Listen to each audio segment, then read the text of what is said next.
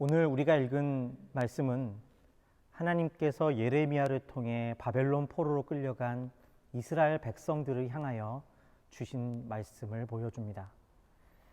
하나님께서 죄로 인해 잠깐 자신들을 벌하실 수 있고 또 어려움을 주실 수 있지만 그래도 하나님의 백성인 자신들을 망하게 하지는 않게 하실 것이라고, 자신들을 구하실 것이라고 하는 그 마지막 믿음은 이제 그들 앞에서 산산이 무너졌습니다. 그들은 바벨론이라고 하는 전에 겪어보지 못한 땅으로, 낯선 시간 속으로 들어가야만 했던 것이죠. 그때 어떤 이들은 여전히 이 현실을 받아들일 수 없었던 것 같습니다. 오늘 말씀에 보면 선지자라고 하는 이들이, 또 꿈과 환상을 말하는 이들이 하나님께서 하나님의 성전을 부수고 하나님의 백성들을 핍박하는 이 바벨론을 곧 벌하실 것이고 자신들이 떠나온 그 땅으로 돌아가게 할 것이라는 소망을 이야기했음을 알 수가 있습니다. 어쩌면 매일매일 고된 포로 생활 속에서 그들의 그러한 이야기들은 참으로 달콤했고 그나마 하루를 살아갈 수 있는 힘이었는지도 모르겠습니다. 그런데 오늘 말씀에서 하나님은 그러한 그들의 소리에 미혹되지 말라고 말씀하고 계신 것을 보게 됩니다. 하나님은 예레미야를 통해서 전혀 새로운 말씀을 그 백성들에게 전하고 계십니다. 만군의 여호와 이스라엘의 하나님께서 예루살렘에서 바벨론으로 사로잡혀가게 한 모든 포로에게 이와 같이 말씀하시느니라. 너희는 집을 짓고 거기에 살며 텃밭을 만들고 그 열매를 먹으라.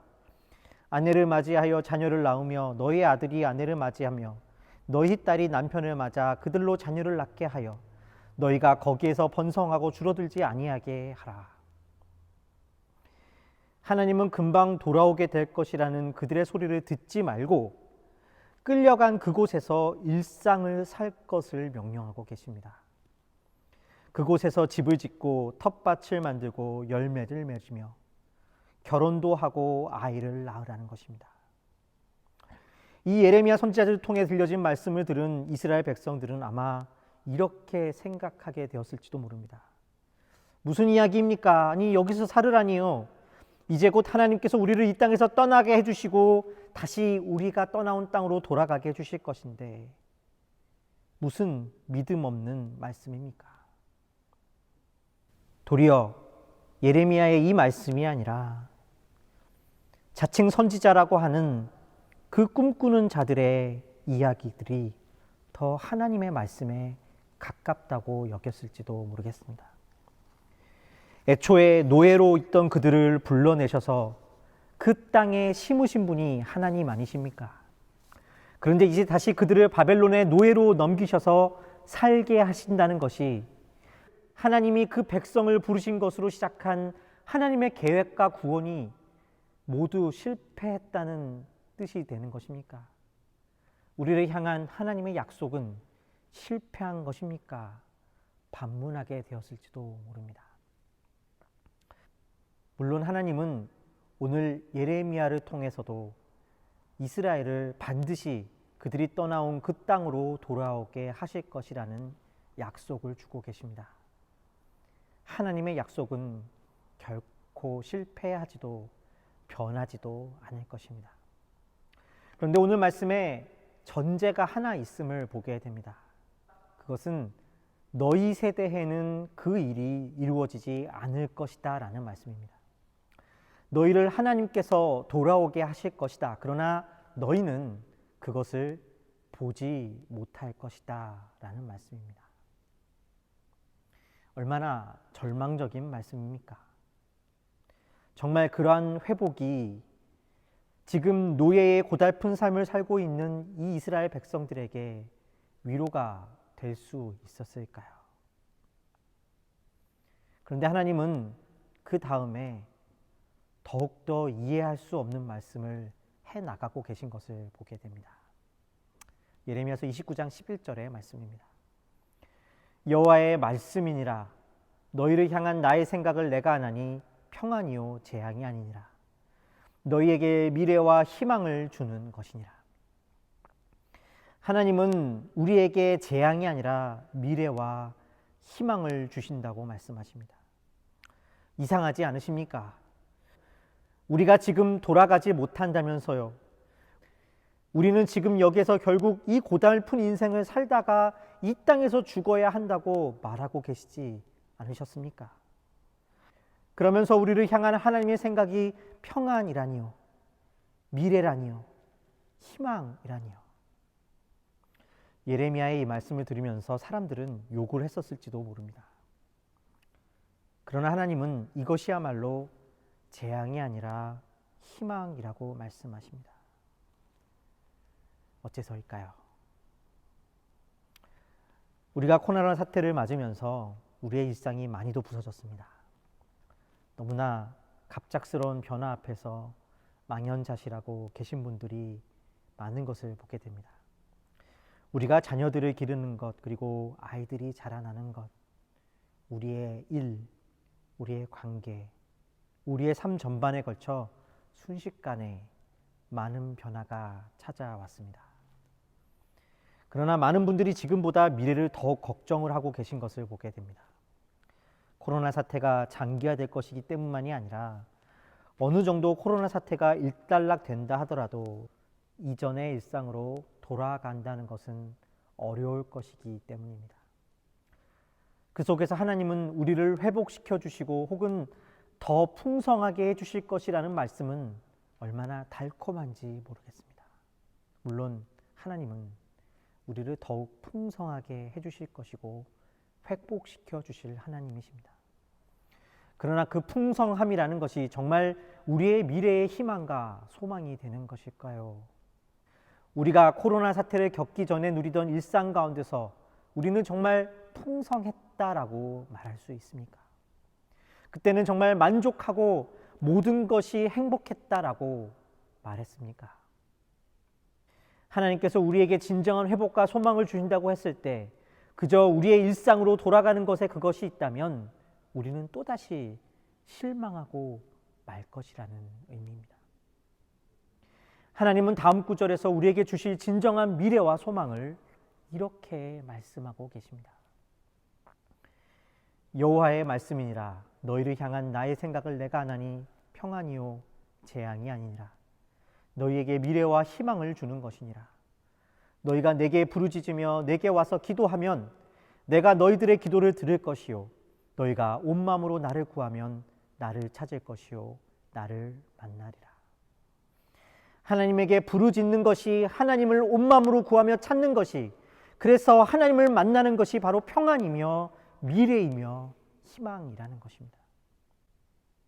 하나님이 우리의 소망이 되시는 것이 우리의 미래라는 것입니다. 그러니 주님 안에서 오늘을 미래로 살 수 있다는 것입니다. 여기에 우리의 진정한 소망이 있습니다. 우리의 소망이 먼 곳에 있는 것이 아니라 바로 지금 여기에 있는 이유가 여기에 있습니다. 이사야 선지자는 그래서 다음과 같이 포로된 이스라엘 백성들에게 말씀을 전하고 있습니다. 이사야서 55장 6절의 말씀입니다. 너희는 여호와를 만날 만한 때에 찾으라.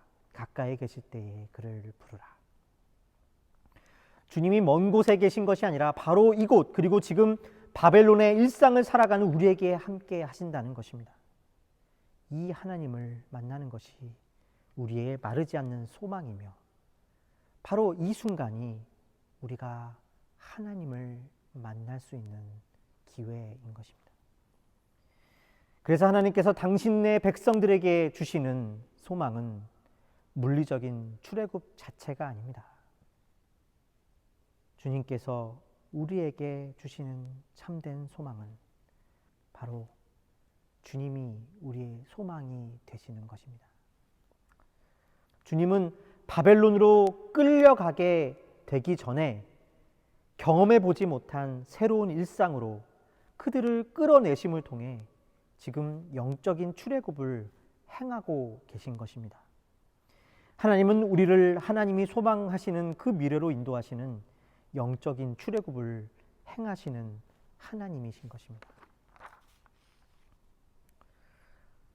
성경은 계속해서 하나님께서 우리 가운데 이러한 구원을 행하시는 분임을 보여주고 있습니다. 이사야서 6장 1절에서 3절의 말씀입니다. 우시야 왕이 죽던 해에 내가 본즉 주께서 높이 들린 보좌에 앉으셨는데 그의 옷자락은 성전에 가득하였고 스랍들이 모시고 섰는데 각기 6날개가 있어 그 둘로는 자기의 얼굴을 가리었고 그 둘로는 자기의 발을 가리었고 그 둘로는 날며 서로 불러 이르되 거룩하다 거룩하다 거룩하다 만군의 여호와여 그의 영광이 온 땅에 충만하도다 하더라. 이사야가 처음 하나님으로부터 부름을 받는 장면을 보여주는 말씀입니다. 이사야는 남유다의 왕이었던 우시야 왕이 죽던 해에 선지자로 부름을 받습니다. 우시야 왕은 남유다를 아시리아의 손에서 건져낸 전쟁 영웅이었습니다. 당시 아수르는 디글렛 블레셋 3세라고 하는 강력한 왕이 등장해서 그 세력을 뻗어가고 있는 시기였습니다. 디글렛 블레셋은 닥치는 대로 주변 국가들을 정복해 나갔고 북이스라엘은 이미 이 아수르의 세력에 의해 처참하게 무너진 상황이었습니다. 이제 남유다 역시 그와 같은 운명을 코앞에 둔 상황이었죠. 그 속에서 우시야는 아수르 제국을 대적하는 나라들의 희망으로 떠올랐습니다. 당시 기록에 의하면 거칠 것 없던 아수르 제국이었음에도 이 작은 나라의 왕 우시야가 그들에게 얼마나 골칫거리였는지를 보여주고 있습니다. 그러나 그렇게 남유다를 지켜주던 왕 우시야가 죽었습니다. 이제 더 이상 그들을 지켜줄 소망이 사라진 것 같습니다. 바로 이때 하나님은 이사야 선지자를 부르고 계십니다. 그런데 그러한 놀라운 보좌의 영광 속에서 이사야 선지자가 부름받아 전해야 하는 메시지는 다소 엉뚱한 것이었습니다. 내가 이르되 주여 어느 때까지니까 하였더니 주께서 대답하시되 성읍들은 황폐하며 주민이 없으며 가옥들에는 사람이 없고 이 토지는 황폐하게 되며 여호와께서 사람들을 멀리 옮기셔서 이 땅 가운데에 황폐한 곳이 많을 때까지니라. 그 중에 10분의 1이 아직 남아있을지라도 이것은 황폐하게 될 것이나 밤나무와 상수리 나무가 배임을 당하여도 그 구루터기는 남아 있는 것 같이 거룩한 씨가 이 땅의 구루터기니라 하시더라. 한마디로 그들이 남김없이 망할 것이라는 말씀입니다. 오늘 말씀의 예레미야를 통해 이스라엘 백성에게 주신 말씀과 사실은 같아 보입니다. 하나님께서 아수르로부터 자신들을 지켜주실 것이라는 메시지를 기대했는데 그렇지 않았습니다. 유다가 망하고 그들이 다른 나라에 끌려가는 상황이 될 때까지라고 말씀하십니다. 그들이 바로 아수르의 칼날은 피했을지 모르지만 결국 그들은 바벨론의 칼날 앞에 무너지고 말 것이라는 말씀입니다. 아무것도 남아있게 되지 않을 것입니다. 10분의 1도 남지 않을 것이다. 오늘 말씀은 말해주고 있습니다. 그런데 하나님은 이러한 일을 바로 밤나무와 상수리 나무를 베고 그 땅에 구루터기만 남게 하시는데 바로 거룩한 씨를 심는 사역으로 말씀하고 계신 것을 보게 됩니다. 이스라엘의 밤나무는 사실 오늘날 밤나무가 아니라 때가 되면 이스라엘을 화려하게 총천연색으로 물들이는 단풍나무였습니다. 상수리 나무는 오늘날로 말하면 단단하고 크게 자라는 참나무를 가리키는 단어입니다. 이 두 나무는 이스라엘의 번영과 힘과 자존심을 상징하는 나무들이었습니다.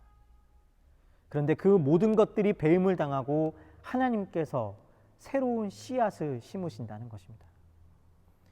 이것은 놀라운 말씀입니다. 하나님의 약속은 무엇입니까? 우리가 잃어버린 모든 것을 되찾아 주신다는 것일까요? 그렇지 않습니다. 그 모든 것들을 배심으로 새로운 거룩한 씨앗을 심으신다는 말씀입니다. 다시 말해 이스라엘 산중에 나무들이 자라나게 될 것이 이스라엘의 회복이 아니라 오히려 그것이 배임을 당하는 것이 하나님의 창조라는 것입니다. 앞서 말씀드린 바와 같이 배임을 당할 것이라는 밤나무와 상수리 나무는 이스라엘의 화려함과 힘과 자존심을 상징하는 나무들이었습니다. 높고 크고 단단하게 자라는 상수리 나무와 밤나무 아래에서 그들은 우상에게 제사를 드리기도 했습니다. 그러나 하나님은 그 모든 것을 배심을 통해 그들의 자존심을 무너뜨리게 하시고 그것으로 말미암아 씨앗을 심으시겠다는 것입니다. 그렇다면 이 씨앗은 무엇일까요? 그것은 바로 예수 그리스도이십니다. 히브리어로 씨앗이라고 하는 말은 제라라는 단어입니다. 이 제라라는 단어는 씨앗이라는 의미로도 쓰이지만 성경에서는 자손, 후손이라는 말로도 더 많이 쓰이는 것을 볼 수 있습니다.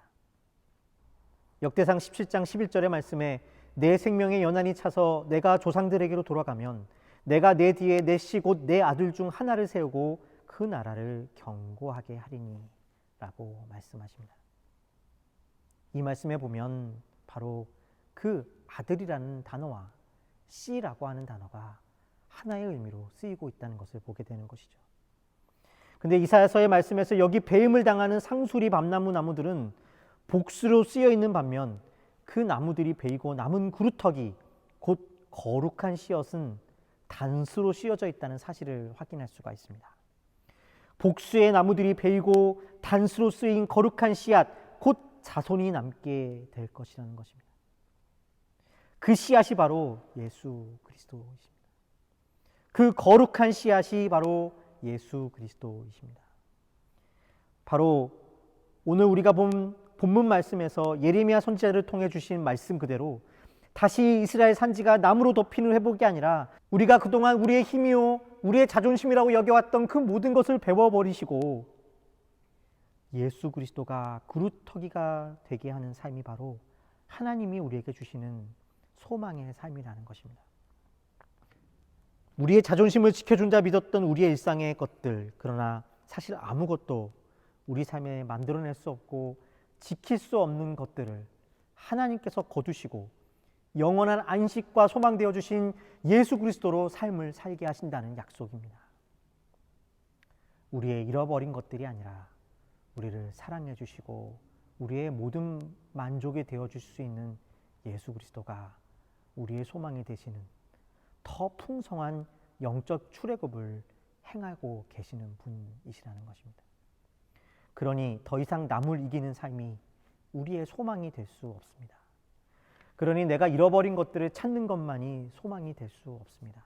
그러니 오늘 이 뉴 노멀 가운데서도 우리와 함께 하시는 예수 안에서 기뻐할 수 있습니다.